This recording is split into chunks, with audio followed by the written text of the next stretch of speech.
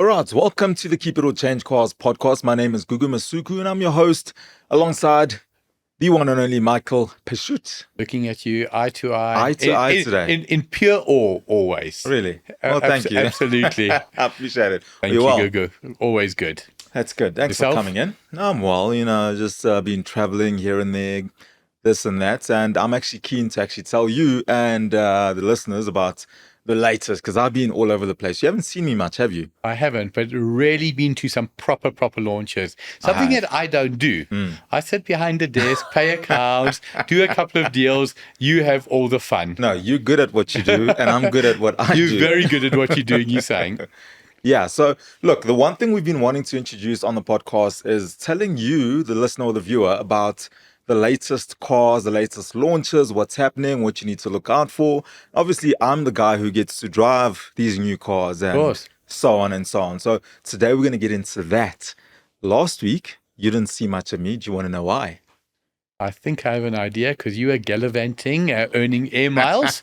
Where were you? Cape Town? So I was in Cape Town last week for the launch of the Mercedes-Benz GLC, the new one. So this is a completely different car, Mike. They've done so much to this car. I don't know if you've seen it, but the design has changed. Have you seen it? I thought it was a beautiful looking car before, but there was something missing. Yeah. The new one is spectacular. The new one is spectacular. So they've redone the design of that car, front and rear. It falls in line with Mercedes-Benz's current design language. So if you look at it, you'll see that it looks similar to some of the newer cars, but it's still different because it's a GLC, right?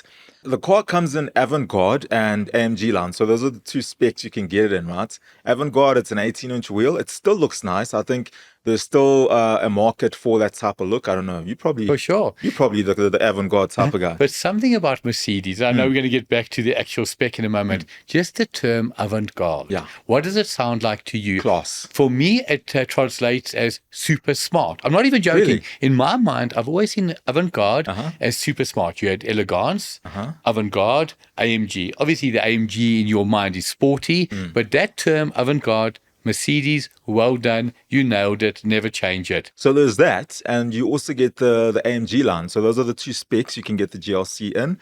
AMG line obviously looks really properly AMG. It's got the big scoops in the bumpers. You get a 20-inch wheel. The classy if you look.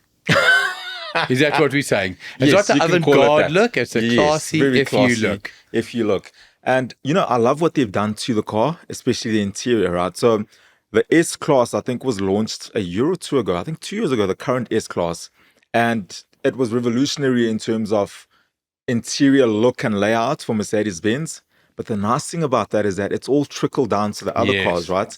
What you see in the S-Class, that new steering wheel with touch-sensitive buttons, that massive screen. It was first in the C-Class. I don't know if you've seen the current C-Class. I have. Stunning car. Magnificent. Yeah. The C-Class, funny enough, for me, has always been a car that I like. The original C-Class came out in the mid-1990s, like 1996. Yeah. I aspired to a 280e. I genuinely, I was 23 Really? years old, couldn't afford it at the time. But the C-Class has been one Mercedes shape that I've always liked. A minute ago, I said the previous GLC liked it, but there was something missing. The styling at the moment of Mercedes is nailed it. spectacular. Right? Across the board. Across the board. And I mean, it's a separate discussion. The EV range, some people say it's a little bit iffy looking. I think the EV range is the nicest electric range, including Audi, the e-tron, which I love. Okay, we'll talk about that on a different day. But yes, that's something we need to talk about, that Audi e-tron range, right? Spectacularly good. Spectacular. So anyway, as I was saying, they've the S-Class bits and steering wheel and screen, you now find it in the new GLC. So it looks really, really nice and premium on the inside as well. And starting price, what do you think? Or do you want to know about how it drives first? I'll tell you what, I want to know the starting price, and then I'll tell you how it drives at that price. It should be bloody marvelous. What do you 1.5? think? 5 million. 1.5 million? 1.5. Okay, you are Optimistic? optimistic. Yes, it starts at 1.2. Okay. And it goes up to 1.5. I'm pessimistic. Oh, yeah, the other one. So at yes. 1.2, that is good value. So it depends on how you look at it, right? For me, at face value, it felt Expensive. like, whoa, 1.2 million rand starting for a GLC, because remember, it's on a C-Class platform. It's Correct. SUV-ish. But then what Mercedes-Benz has done now, which a lot of manufacturers are doing, is that they're bundling features, right? So they give it to you as it is, but they've put, like Mercedes-Benz right now with the GLC, 250,000 rands worth of optional extras in that car. So it's got this, it's got that, it's got formatting. Included in that price. Included in that price. Wow. So there's value. 100%. So for me, it's always about packaging. And I often say, if I came to you and said to you, sir, today we've got a steak, 289 Rand, just so you know, that includes a complimentary sauce, 2 vegetables of your choice, as well as rice and chips. I've just packaged it in such a way that you've got it. Genius. 1.2 million Rand, but just so you know, it includes. Perfect. It's genius, right? Absolutely. 101 of marketing. No, well, you're the marketing guru around here. I know how to do the talking, but in terms of marketing, well, I'm looking at him. Want SA's leading insurance? Visit changecars.co.za and click on the Discovery logo. So that's the one car that I drove last week, and it's the more expensive of the two.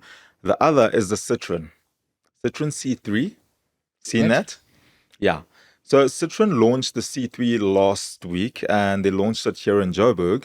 And for those who don't know what the C3 is and where it fits into the bigger scheme of things, the C3 basically is a B-segment car, and it competes with your VW Polos, Correct. your Renault Clios, Opel Corsa. Correct. So that's where it fits in. And if anyone knows anything about anything, which you do, and I'm sure listeners do as well, is that vehicles like the Polo are big volume cars. It's VW's best-selling model, the Polo. So there's a huge market for that. So this launch was a massive launch for Citroën because they wanted to be like their volume mover, so it was a massive launch. And what got to me with this car, as with the Mercedes, was the starting price, right? So for that car, I mean, if you look at the car, it's a massive car, Mike. It's a lot bigger than... And I promise you, we're not thumb-sucking this. No. Mid 400s? No, way less. Half. Way less. Wow. Half of that. It's a big car. I mean, it's bigger than its competitors. You're getting Apple CarPlay, Android Auto, wireless Apple CarPlay with a massive infotainment screen, which you don't really get in everything else. Now, what's interesting as well now, and I don't want to sound like I'm sitting on the fence. I don't want to sound like I'm changing my opinion. Driving here, I saw a Peugeot 2008. Yes. What a magnificent car. And it was interesting because I saw it from all angles. It was coming towards me. Then it turned. Stunning, so I saw it from the side. Then I was pulled off and I saw it from the back. Often I've said Citroën, Peugeot, Renault, maybe a little bit less Renault, but Peugeot and Citroën. Why would you consider it? The way these cars look, they're low risk. If you're a young lady, a well-to-do person, tell me that car doesn't look immeasurably more expensive than what it is. And super classy. As much as I like a Polo, and who doesn't like a Polo? The Polo does not give you a wow factor. No. Look at a Peugeot, look at a Citroën. It can be the stitching on the seats. It can be the dashboard. It can be the door handles. I mean, the Absolutely. French and their designs. What do they always say? There's French F. What is the second word? No, tell French flair. Oh, French. When you look...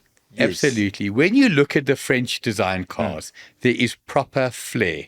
Often you look at a Korean or Japanese or even some German cars and you think, you can see there was 2 designers here and they didn't quite agree.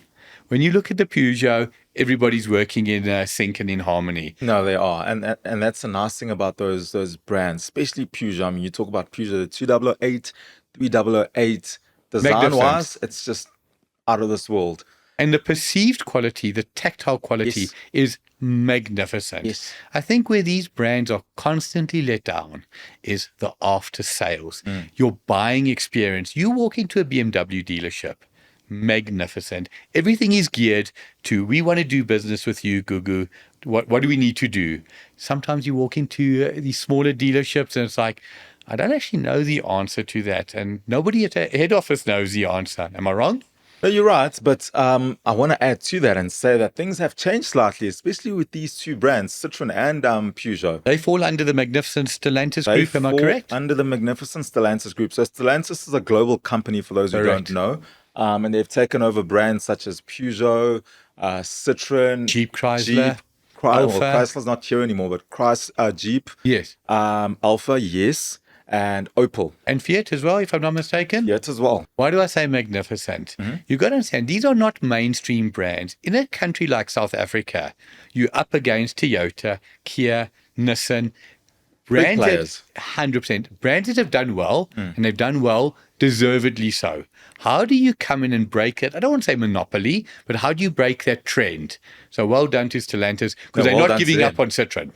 No, they're not giving up on any of the brands. So they've expanded all of these brands, and in my opinion, they're doing extremely well.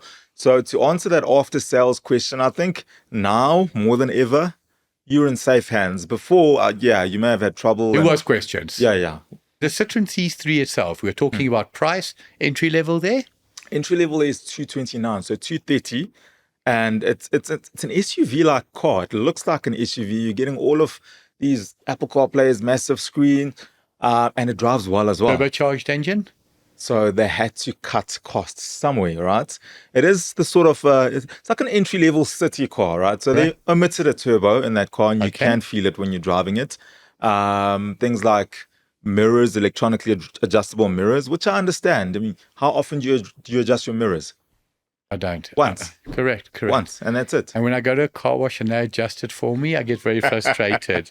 But what's interesting, Gugu, and this is what I appreciate for our audience, everything is what it is. There's no BS here. If it's slightly underpowered, you say it. They've omitted a turbo. It hasn't got some of the nice to haves.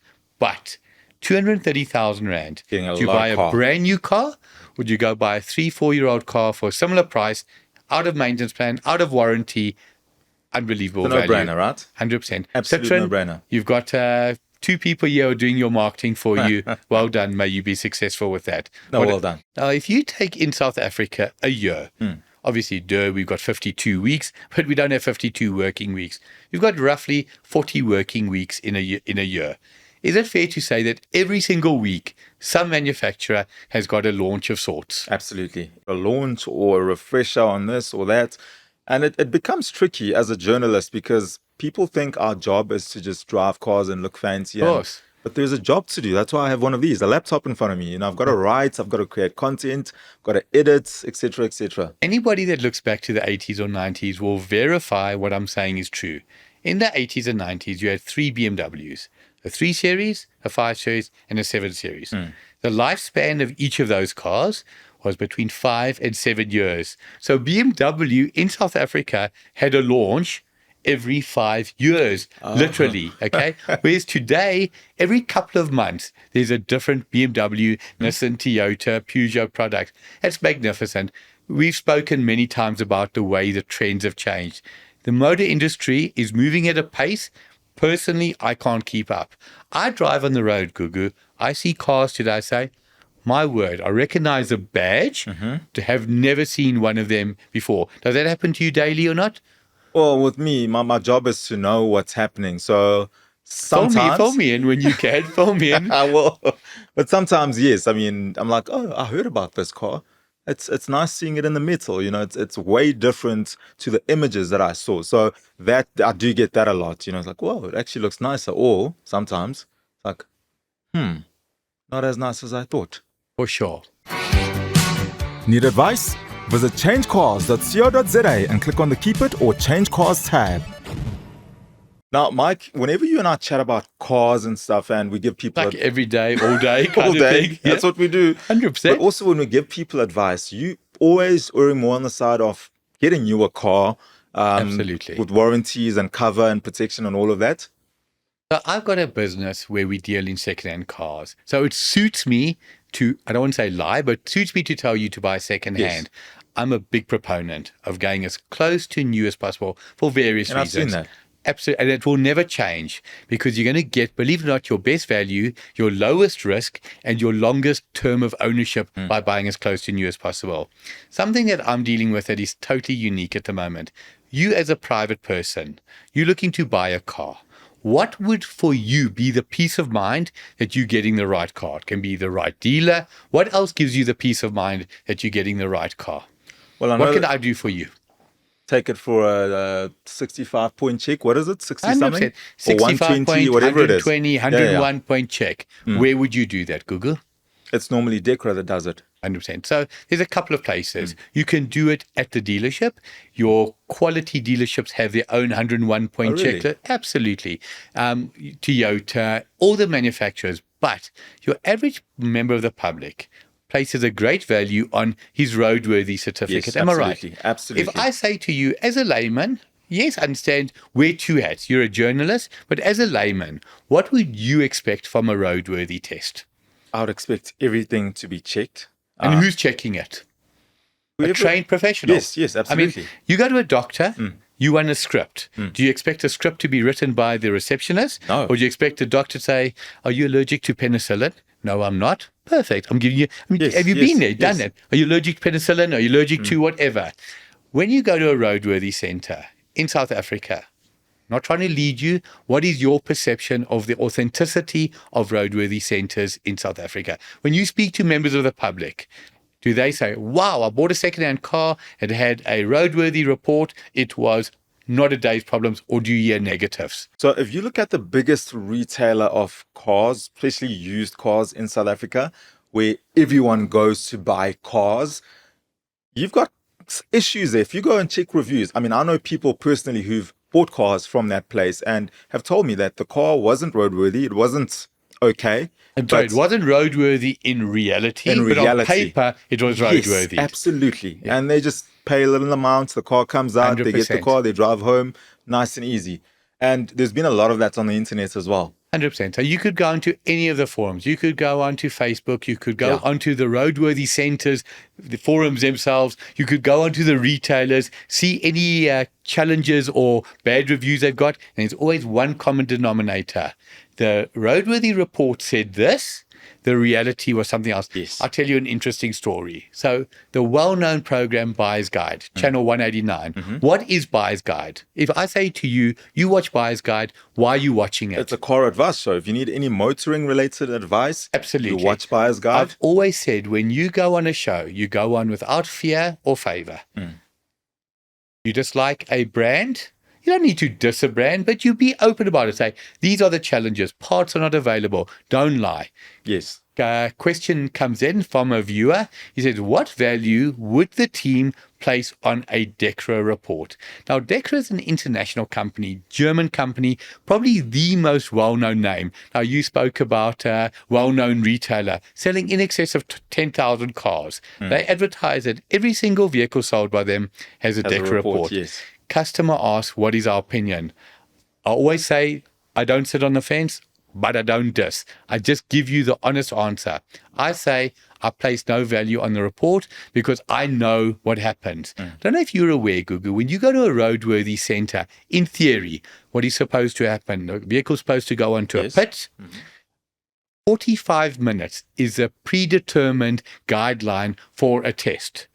They must take photos to show you, the technician, have done this, have done this, have done this. Do you think that's happening at these centers? I don't think so. With the sheer volume of cars that goes from the place where they're buying the cars, this retailer, to the DEKRA center, it's impossible. 10,000 cars on 20 working days a month, 21, 22 is 500 cars a day. 45 minutes times 500, impossible. Simply. There's not a shadow of doubt in my mind. Those reports are not the value you place in. I'm being sued personally for 5 million rand because I made a comment that said I place no value on the validity, authenticity of those reports. So for your opinion, your personal opinion, which we're all entitled to, you're being sued. But it goes deeper than that, Gugu. It's not only a personal opinion. It's a personal opinion that I've voiced. I'm saying, in my opinion, but we're on a consumer advice program. I would love to hear from our viewers, from our listeners, from everybody, from the audience in general. What is their opinion of the authenticity of a roadworthy report, period? Don't mention brands. In South Africa, do you believe a roadworthy test is done with a fine-tooth comb that the actual test demands? If I go for an x-ray, do I want the doctor to read that x-ray, or do I want the doctor to say he's been through the x-ray machine? I want him to look at that x-ray and say, sir, This is why you came. Can you see XXX crack?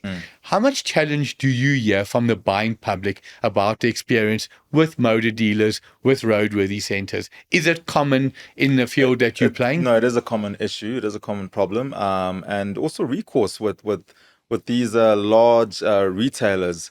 There's really none. A lot of people have complained that they've bought a vehicle and this is now wrong, that's now wrong, and it's only been a week or two or a month, and the retailer says, not our problem, deal with it. So there's a couple of things there, and this irks me on a level that I cannot explain. In my own business, we offer a 1-year unlimited kilometer guarantee on every single vehicle we sell. Wow. Let me clarify that. We offer a 1-year unlimited. We don't sell you a warranty. We don't say, thank you for buying the car for 240,000. Here's your 8,000 Rand warranty if there's a problem. Now let's go back a step. How do we offer that guarantee? We make sure that the vehicle goes through a proper service before you sell it. Before it goes to roadworthy. So think about it. Okay. Why not the roadworthy first? Goes to the service, Nissan, Toyota, whoever they are, do their service. They say this vehicle is faultless. Now it goes to a roadworthy in the best condition. Roadworthy can find something that other people missed. No problem. Sorts it out. It goes back to the agent. You fix it. If you do the prep work right, you're not going to have a problem. Now let's go look at the problems that customers have. Because the prep work hasn't been done right, it's just been signed off, there's no problem. 2 weeks later, there's a problem. You got issues. That car didn't develop that problem post-sale. It had that problem pre-sale. Yeah.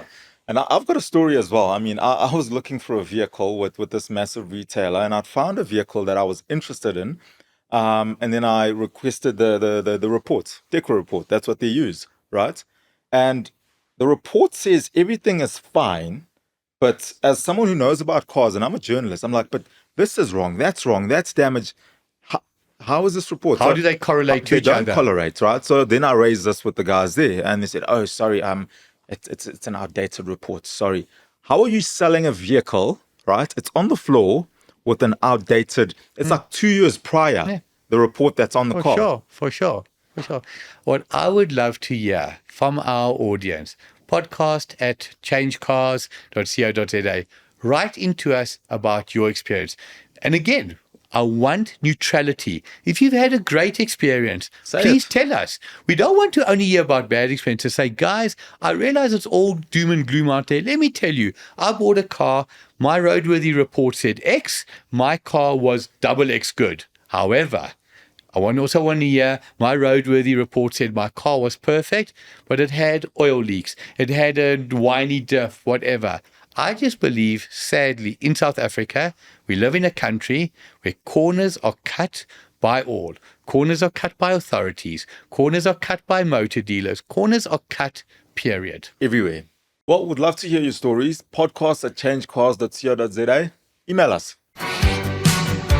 Looking to buy a new or used car? Visit changecars.co.za. I'm looking at your eyes there. I see a little glint in your eyes. I feel like there's something you want to share that you haven't shared quite yet. So our audience knows we've got another show called All Things Motoring, a show that I can truthfully say I don't like. I love with all my heart. I love doing it with you, Gugu. I love the interaction with the fans. You often hear me talk about the interaction with the fans, and that's what I want to share. On the 15th of June, we launched our All Things Motoring International.com website. You're in America, you're in New Zealand, you're in Nigeria, you're in South Africa. What do we all have in common? Cars, right? Absolutely. A love for cars. Yeah. Left-hand drive, right-hand drive, Doesn't makes matter. no difference. Yeah. With the new site, it will give you, wherever you are in the world, the ability to communicate with each other. We've got forums, we've got articles, you can do blogs, you can be a contributor. Tell me when to stop. How much time do I have to share all this? So anyone in the world can contribute content onto the site. Is that what you're saying? 100%. Wherever you are in the world, you can go on and contribute. You want to write about growing up in the 80s, what you remember. You want to make a prediction for the 2030s.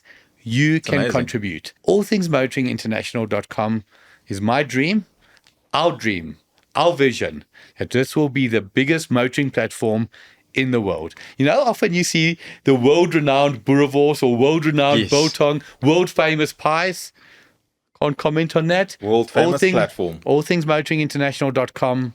Mike, that sounds exciting. I mean, I've seen the site. It looks amazing. It looks incredible. And we'd urge you to get onto it. Join us. It's an amazing site. Go to allthingsmotoringinternational.com. Share with us your stories, your articles.